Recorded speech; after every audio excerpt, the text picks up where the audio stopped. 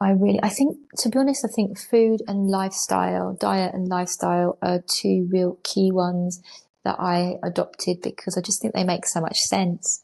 Yeah, I You agree. know, eating Yeah. simply and seasonally, not having Mm. too, spices are great. If I make a dal or something, occasionally I'll get all the spices out. I try and use ginger. I try and use turmeric. I try and use, cinnamon. Um, it also just depends on how I'm feeling hormonally and where I am in my cycle. If I'm not really on the Ayurvedic path, I'm always with matcha or cacao, and I've got Mhm. two brands that I stick to.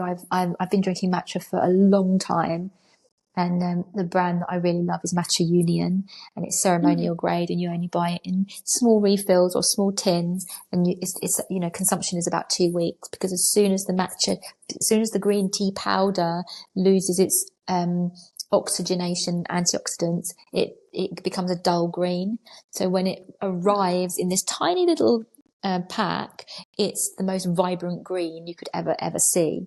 Wow. So that's why I invest in that, and I make it at home, and I choose whatever milks I want, and then and add some hot water, and I make it. And the cacao, the brand that I use now is called Holy Cacao, and it's a really lovely young lady who's really invested her time in creating this brand of wholeness with cacao, bone broth, and maca, Oh, and no.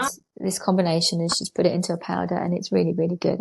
I'm just drinking it now because I've run out of my matcha.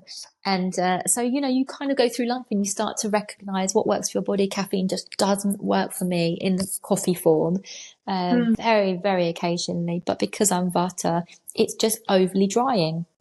So you get so dehydrated as a vata individual, and you have to constantly, yeah, as I said, oil yourself so that you're Somewhat.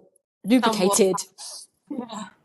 Um, but one thing I would love is to have a chef, to have an Ayurvedic, to have an Ayurvedic chef to just come in, and we don't use in this. I don't think in this society we're not really encouraged to use the buckwheats and the millet, the grains in the ancient grains in the same way.